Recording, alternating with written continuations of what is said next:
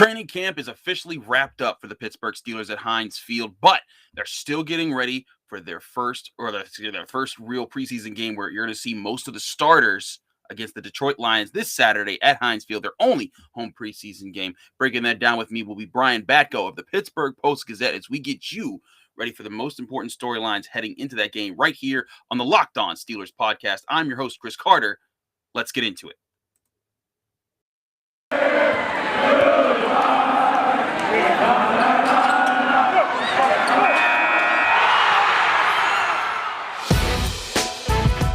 It's the Locked On Podcast Network, your team every day. You are Locked On Steelers, your daily Pittsburgh Steelers podcast, part of the Locked On Podcast Network, your team every day.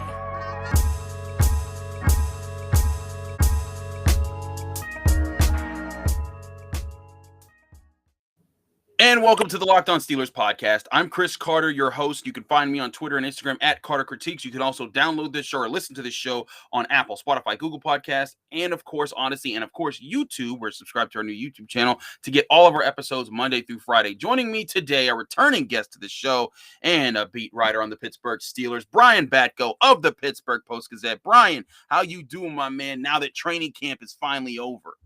I'm doing great. It's cause for celebration. I got my Hawaiian shirt on here. I'll hang out. Last day of camp.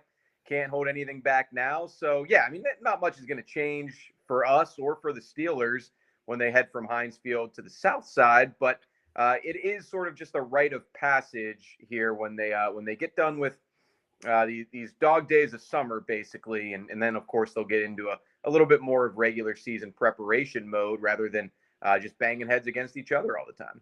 Yeah, that's always the thing, right? Because we see them beat each other up. We see Dan Moore fight somebody every other day. We see things like that. But now it's like, okay, we've tussled with each other. We know what our strengths and weaknesses are. Now it's time to see how that meshes when we face an opponent with a different scheme where we don't know what's coming every play and how to react to different types of athletes than we've been used to practicing against. That's always an interesting thing. And also what's really interesting is when you go and you look and you say, okay, whenever you have a new coordinator or a new coach, how that meshes with the players that you have, especially longtime players like Ben Roethlisberger. There's always that anxiety from fans and people watching. Is this going to work? And, of course, we're talking about Matt Canada and Ben Roethlisberger. Matt Canada, his first year as offensive coordinator. Ben Roethlisberger has yet to play in any of the preseason games. He indicated on Thursday at Heinz Field, Brian, that he wanted to play in the Eagles game, but Mike Tomlin wasn't going to have it. But that he's really excited to get in this game and to play in front of Steelers fans. I wanted to get your thoughts, Brian, on how much weight should we put into just being able to see Ben Roethlisberger play in this offense? Or do you think this is more of a formality of just get this out of the way so that the regular season is ready?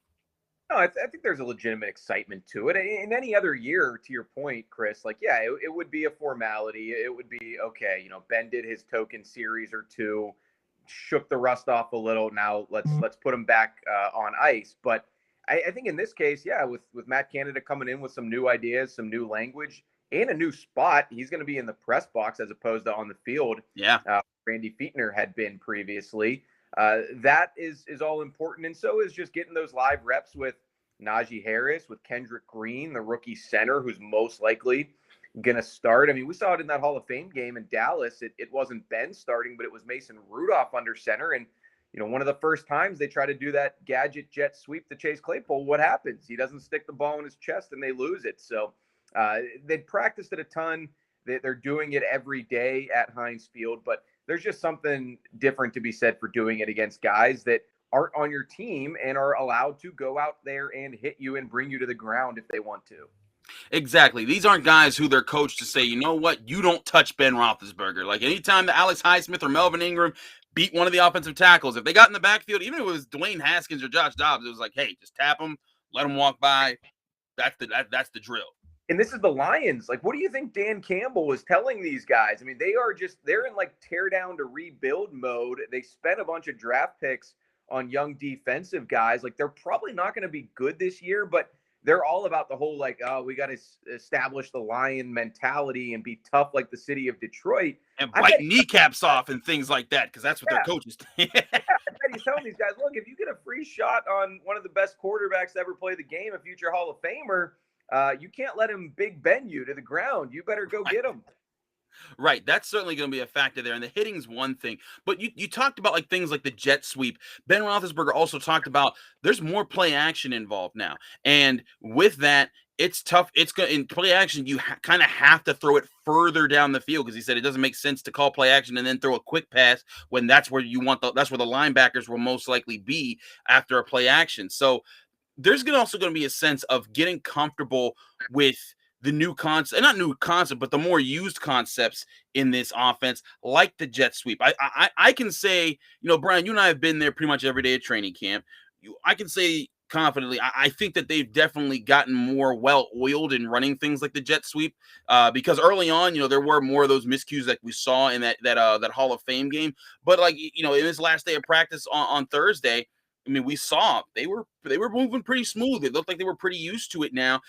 Granted, still, they haven't played a regular season game with it. Those are the things that I think that fans need to see the most to get. It's like, okay, this offense, Ben's not lost in it. He's still going to be doing his thing. There's just extra wrinkles added in it that we weren't sure of before. They also did a period that was pretty heavy in 11-11 on the play action pass with Ben Roethlisberger and the starters. And if memory serves from Thursday, the first one he overthrew Deontay Johnson by a little bit. You could argue maybe he should have had it down there at the 5-yard line, but he didn't. The next one was, kind of clanged off Eric Ebron's hands as he was running a crosser from right to left. So that's the other thing with play action. Not only is it just different, but as a quarterback, you're turning your back to the defense. That's the ultimate have trust in your O-line, right? Because someone could come up and get you from behind if things don't go well up front. But the rhythm is a little bit different. The timing is a little bit different with your receivers. We know that Ben hasn't done a ton of it, at least not in recent years under Randy Fichtner. So, of course, they're not going to be opening up the whole playbook Saturday night against the Lions. You're not going to show a ton to the Bills of what you might want to do come week one when the results matter. But it is going to help Ben, I think, just to get out there and actually be in stadium between the sidelines with this, rather than taking mental reps, as I'm sure he was doing with Mason Rudolph, Dwayne Haskins, and Josh Dobbs in the first 2 preseason games. Certainly, that's going to be a major storyline. Another major storyline will be this offensive line. This was the first week we got to see the projected starters: Zach Banner, Trey Turner, Kendrick Green, Kevin Dotson, and Chukwuma Okorafor, all lining up next to each other in practice because they've all either been injured or unavailable for personal days or things like that throughout training camp. This game is going to determine a lot about, I think, about what their first impressions will be with Mike Tomlin and the Steelers staff. I want to get your thoughts on that, Brian. But first, we got to talk to our friends at Built Bar, because if you want a healthy treat that tastes like a candy bar, Built Bar is the protein bar for you. It's the official protein bar of the U.S. track and field team, and it comes in so many different flavors. Whether you want a fruity snack like raspberry, strawberry, or orange, or something different like salted caramel, cookies and cream, Rocky Road, or my personal favorite, double chocolate, Built Bar has all the flavors you could want to enjoy. And the best part, they're all healthy. They range from 130 to 180 calories with just 17 to 18 grams of protein and only 4 to 5 grams of sugar and 4 to 5 grams of net carbs. That's a tasty and healthy snack that'll save you from eating the snack that you'll regret later and keeps anyone on task with their diet. Order today and you'll get your favorite flavor delivered right to your door by going to built.com and use promo code LOCKED15. That's LOCKED 15, all capital letters, all one word, LOCKED15, and you'll get 15% off your next order. Again, that's promo code LOCKED15 for 15% off at built.com.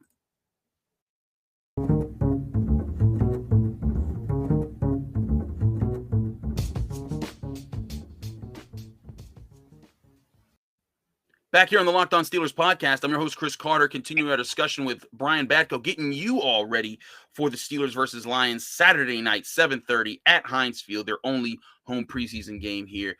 Brian, the offensive line hasn't had a whole lot of time to gel, but they're going to have to figure it out real quick as they go up against this Detroit Lions team. Want to protect Ben Roethlisberger for the 1 or 2 series that he might play. Also, just to see what might this group look like blocking for Najee Harris and what can happen there so they can at least maybe take some of this momentum into the regular season because they haven't had a chance to really gel. What has been your thoughts watching the different guys in this offensive line finally get their chances and what you've seen from them? Guys like Kevin Dotson, who came back after it was questionable. Is he going to run with the ones? And then he obviously did after a quick week. And other guys like Zach Banner, who had needed to battle back from an ACL injury, and now he's back. Maybe he's rotating with Dan Moore a little bit. Yeah, it's always a little bit difficult to gauge the tackles. Again, in these practice settings, an edge rusher gets by you. I mean, is he able to complete the play in real life? Does he have enough time to actually get there into the pocket and get a sack? It's hard to tell in that scenario. So that's why I'm curious to see Banner and Okorafor against these guys Saturday night. In terms of the Eagles preseason game, didn't love what I saw out of Kendrick Green. Honestly, I thought he struggled a little bit, and that's something that Ben Roethlisberger has not had to worry about for an entire decade, basically. Marquise Pouncey was, did he tail off a little at the end of his career? Sure, but you really didn't have to worry about him getting pushed back quite like that in pass protection. I think a big reason why they drafted Kendrick Green was so that he would maybe be able to help the running game a little bit more, but it's going to take some time for him to get comfortable going against the big men at the NFL level. Kevin Dotson, though, he showed some good signs when he got in there with the twos against the Eagles. And maybe, a guy like him helping out with Kendrick Green on the interior can buy you some more time for Ben Roethlisberger. So as much as they don't have much to lose in terms of being good in the run game up front, they were the worst rushing team in the league last year. You can be a lot worse in pass protection, considering Ben Roethlisberger was sacked the least in 2020. We know he got rid of the ball quickly. And, like we talked about in the first segment, play action is going to be a little bit slower to develop. If you're not in as much shotgun, you got to take shots downfield to open things up for Najee Harris. But that also is contingent on this young, unproven, inexperienced offensive line, keeping them upright and allowing them to step into those throws. Yeah, that's a huge part of this, right? Is that that offensive line was not good last year. It struggled to be athletic and to be dominant at any point, for the run game. But one thing that they had down was communication. Villanueva, Pouncey, DeCastro, they played together long enough. Then you filled in with Matt Filer, and then you could bring in a Chukwuma Okorafor, a Zach Banner, or whoever at the other spot, and be like, you know what? Those three guys got it. We'll fall in behind those guys and the other vet that's on this line. And that was how they could pick things up, especially when you had a center like Marquise Pouncey who knew every call the Steelers had and how to respond to all the different fronts the Steelers could face. All of those things taken into consideration, absolutely that offensive line had that. But that's not something that you just get overnight. You don't just have that. Not every team just has that kind of chemistry. So now you have an offensive line where pretty much everyone's new to what they're doing. Chukwuma Okorafor switching from right tackle to left. Zach Banner only played a part of one game last year. Trey Turner, new to the team, signed in free agency. Kendrick Green, a rookie. Kevin Dotson only started 4 games last year, and some of those were at right guard, not left guard. So, Brian, I mean, I think that chemistry is something that's understated as to what's everyone's looking at here. A lot of people are pointing at the skill. They're like, oh, they might not be good. It might even be that they have the talent on the offensive line, but if this group doesn't gel the way it needs to in these next few weeks, that could be the problem that gets them beat up against teams like Buffalo early on. Yeah, and that's the thing. You won't really know until you go out there in Orchard Park, New York, September 12th, week 1, and face that Bills front that's pretty good and has frankly beaten up on the Steelers the last couple seasons, if not the last 3 seasons. So that's going to be a major challenge for them. To me, the biggest concerns with this unit are probably the 2 most important positions, center and left tackle. So it's kind of a chicken and the egg. It's like, are Kendrick Green and Chuks Okorafor concerns because of the positions they're playing, or is it because they're struggling the most so far in camp in the preseason? You could go either way on that, but you certainly need them to be good come the regular season, and even if they're crisp and not missing assignments against the Lions, again, I don't think that necessarily puts your mind at ease for the Bills game week 1. I just don't see how someone could look at it objectively and not have some concerns with this O-line. I mean, anything you kind of want to judge it by. NFL experience, they don't have much of it other than Trey Turner. Draft pedigree, none of them were taken higher than the third round. So Right. time with the Steelers, not a whole lot there other than Okorafor and Banner. So it's a group that, could I see them meshing, to your point, and figuring it out? Maybe, because I do think one of the strengths of Kendrick Green so far has been making the calls up front, communicating. He seems to be ahead of his time as far as that goes, especially for a guy who didn't do it much in college other than 4 games. But could I also see them just getting overwhelmed against some of these defenses? Yeah, I could. And then you'd have a real problem if you're the Steelers. You'd have a huge problem, because then you're talking about Ben Roethlisberger taking hits and Najee Harris taking hits, and either one of those guys go down for a significant portion of time, it puts a real damper on this season and for what the team's plans are. But I wanted to give, before we switch to the defense in the next segment, I wanted to give you a chance to kind of highlight, who do you think is, if this offensive, let's say this offensive line does gel together and everything works, and they're not a top 10 offensive line, but if they're an average NFL offensive line, if they get the job done enough so that the playmakers in the offense can get what they need to get done, I think that's a victory for this team. But who would be the person that you would see leading the way to make that happen, that would take the stride so that other guys can kind of fall in behind them? I think it's Banner, mainly because, he's got that personality off the field. He has spoken multiple times now about wanting to take on a leadership role in that room, wanting to kind of be the guy who continues the lineage of, Marquise Pouncey, Al Villanueva, David DeCastro, and kind of, be the outspoken vocal leader, because there's not a ton of big personalities in that group, I don't think. But not only that, I think he can be very productive on the field as well. There's a reason he won that job coming out of camp last year at right tackle over Chooks Okorafor. There's a reason, if you go back to his prep career, he was a 5-star recruit. I mean, the guy is just humongous. He's light on his feet, especially for that size.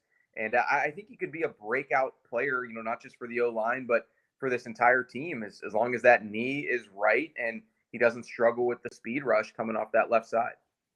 Right. That's going to be a big thing, is that him getting his knee right, making sure that he's fine there and he trusts his legs and he can do the footwork he needs to do.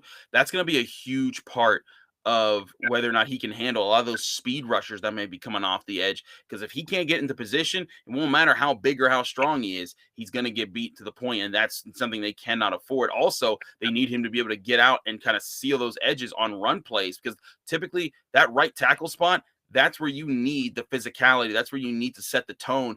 Marcus Gilbert did that for so many years for the Pittsburgh Steelers and was really an undersung hero for what that offensive line was during the prime of Le'Veon Bell's years. So I think you're right. He plays a huge role. Jack you up in the run game. Sorry, say that again. We know that if Zach Banner gets his hands on you, he's going to jack you up in the run game. So yeah. It's a matter of him getting to that spot. I mean, he was good at it as the extra tight end. A little bit different job description when you're the right tackle. It's a completely different job description, because now there's a lot more weight on you. When you're the extra tight end, when you're Mr. Irrelevant, or not irrelevant, what was they calling him? Mr. Eligible, yeah. Mr. Eligible, yes. When you're that, you're out there to crack somebody. You're not out there to protect Ben Roethlisberger's blind side. You're not out there you're out there for one smaller role. But when you're a tackle, anytime when you drop into your pass sets, you have a responsibility to protect your outside shoulder, your inside shoulder, make sure Ben's not getting crushed, and that's a lot more to take on. But Zach Banner has taken a lot of things on maturely. We've seen him grow, even though he hasn't played a lot with the Steelers, we've seen him grow as a person with the Steelers. I'm very intrigued to see his comeback story, albeit they are taking looks at Dan Moore Jr. now at the right tackle position in case something can't go down for Zach Banner, but it looks like he's earning that third tackle spot with the team. Yeah, I was going to say that's a little bit of an unexpected development. I thought for sure Joe Haig would be that guy, given his veteran level of experience. But yeah, I mean, it could be Chooks Okorafor who struggles. It could be Zach Banner who struggles. And now that there's a rookie, a young guy who's been nastier than his reputation indicated, kind of ready to get in there and go, nobody can really feel comfortable at tackle here for the Steelers. Exactly. No one should feel comfortable. Nothing is solidified.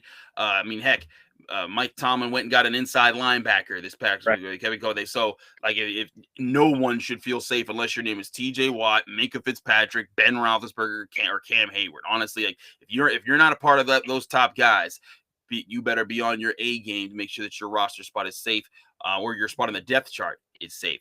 We're gonna flip things to defense in just a second, but I wanted to tell you guys about betonline.ag, the best online sportsbook, because with football season approaching, you'll want to get in on all the gambling action at betonline.ag, where you can get odds on records, stats, awards, season winners on the NFL season right now at betonline.ag. Pittsburgh fans, the over-under for wins for your team right now is 8.5. That means as long as Mike Tomlin's Steelers avoid their first losing season in his time coaching, you will win money betting on the over-under of 8.5 wins on your Pittsburgh Steelers at betonline.ag. You can still also bet on all the Major League Baseball action going on there this summer, but before the next pitch and before the next snap, go to your laptop or mobile device, check out all the great sporting news, sign-up bonuses, and contest information for betonline.ag. Head to the website and mobile device, and you can get a 50% welcome bonus on your first deposit on betonline.ag by using that promo code LOCKEDON. That's LOCKEDON, locked on, all capital letters, all one word, no spaces.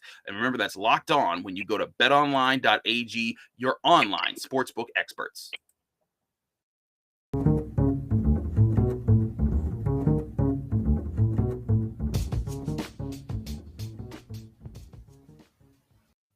Wrapping things up here on the Locked On Steelers podcast, previewing the Steelers-Lions preseason game, their only home preseason game this preseason year. I'm Chris Carter here with Brian Batko of the Pittsburgh Post-Gazette. Brian, defensively, we've seen some upstarts. We've seen guys prove who they need to be. We've seen guys like Zach Banner, Devin Bush working their way back to being who they were when they were healthy going into last season.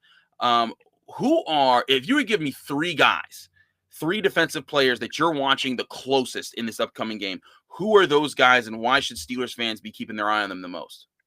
I'll just give you one at each level of the defense. Keep it simple. How about that? That's great. Up front, we know there's not a ton to really monitor with this defensive line. You know the faces and the names. Cam Hayward, Stephon Tuitt, Tyson Alualu. They're going to be playing the Lions' share of the snaps. Then probably, no pun intended, then Chris Wormley. But in this Lions game, I want to see Isaiah Loudermilk build on I thought he had a nice night against the Eagles. You know, he wasn't really visible in the Hall of Fame game or even necessarily in the early stages of training camp. But, you know, you saw him get that big, 6'7" frame up there, get a big pop there and bat a pass down in Philly. So if he can keep making strides, you know, I think that not only solidifies a spot on the roster for him as a fifth-round pick, but makes you believe in him as someone who can be a piece of the puzzle long-term.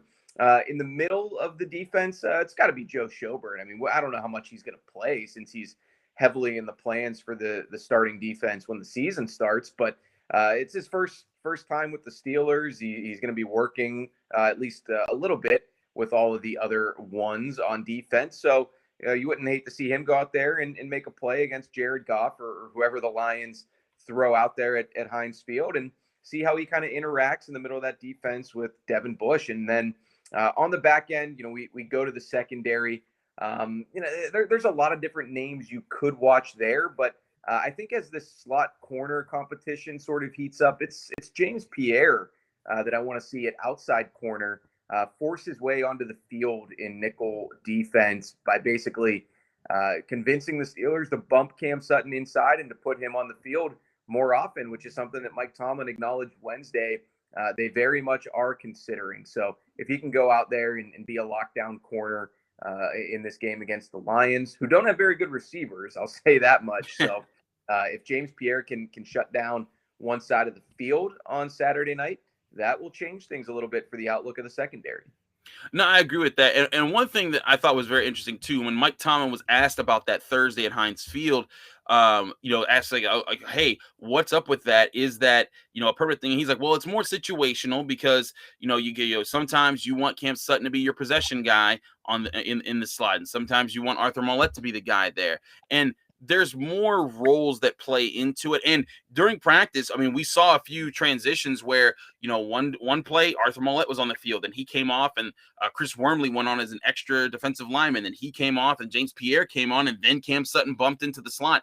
It seems like the Steelers are going to test all the different things there. But you're right. James Pierre, to me, has brought a lot more to the outside cornerback position than I think most people thought that he could.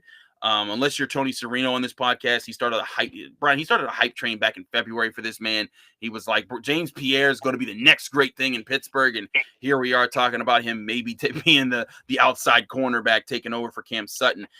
To you, is that an alarming thing that Cam Sutton didn't just lock it down on the outside and keep a James Pierre from getting it? Or is it more of like hey, you know what? This guy's strength has always been his versatility, and that's just showing through here. I think it's more of the latter, because I think that was kind of always the thinking here. I mean, you re-sign him to start outside replacing Steven Nelson, but if you don't find a replacement for Mike Hilton, then the calculus changes a little bit, and it becomes a bunch of guys pushing for that third cornerback spot, albeit in different ways. If you're James Pierre versus Antoine Brooks, for instance, a couple second-year guys. So I'm not concerned about Cam Sutton's ability or role in this defense. I do think it would be challenging if he's moving a lot between multiple positions in one game. We know in the past, the Steelers had Mike Hilton, who you didn't have to worry about that. You could put him out there on all downs. And if I'm not mistaken, based on the playtime snap statistics, I think over the last couple of years, the Steelers' most commonly used defensive lineup was actually the most used in the entire NFL. So they like to that top 11 and just stick with them regardless of situation. We know they play more nickel than anything. That's the de facto base defense. If you're going to be rearranging the chess pieces more, so to speak, this year, that'll be an adjustment for everybody on the back end of that defense to make. It certainly will be an adjustment there.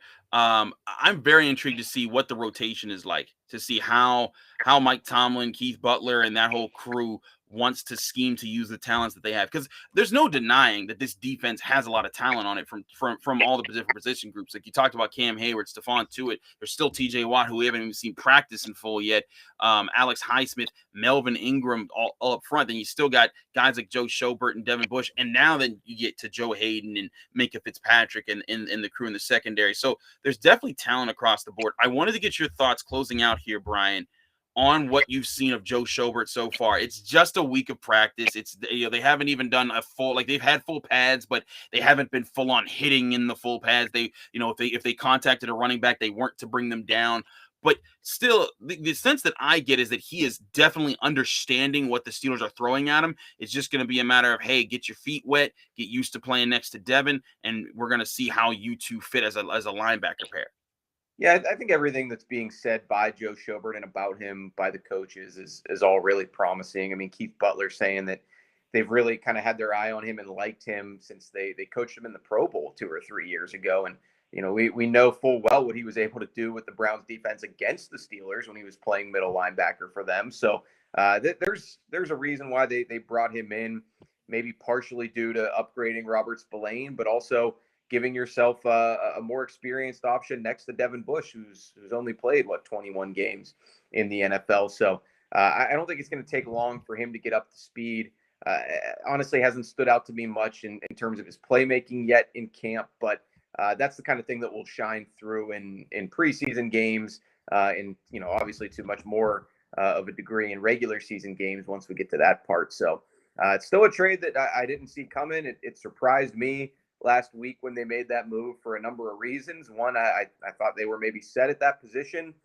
Two, I didn't think they would be able to get Joe Schobert for that little. But all those things worked out in the Steelers' favor, and there aren't many downsides to it, unless of course he comes in and doesn't play well. But not seeing any indications of that being the case, really.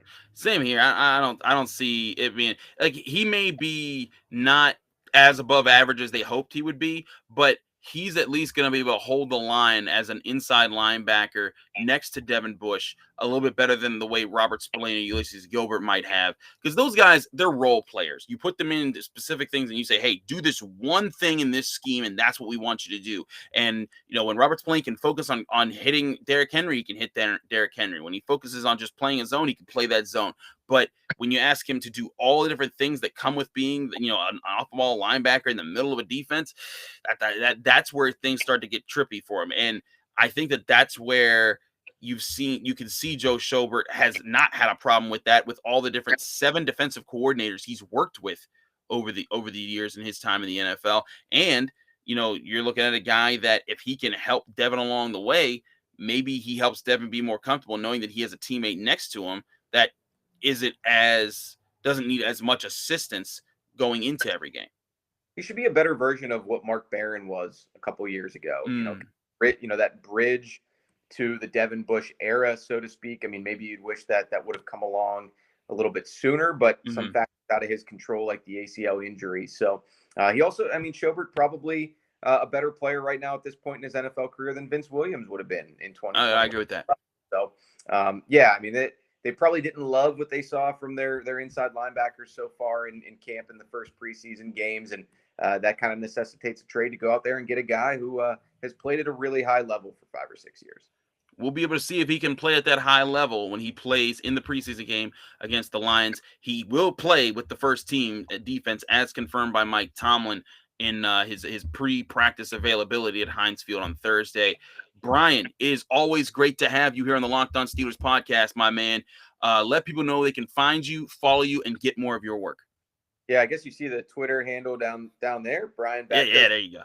Just my name, post-gazette.com. We'll be writing a ton of stories off the game Saturday night and in the days after that. It's going to be fun here. The training camp wrapping up and moving into the last couple preseason games. Position battles still going to play themselves out, and we'll see who ultimately makes that 53 as well. It's always fun, interesting, disappointing to see guys not stick around, but it's juicy for us and for the fans to kind of go through all those dudes on the bubble. It certainly is. It will be a lot of excitement Saturday night. We will keep you up to date with that right here on the Locked On Steelers podcast. Do read Brian's work at the Pittsburgh Post-Gazette and all the guys that he works with there. They do a great job of covering everything at the Post-Gazette.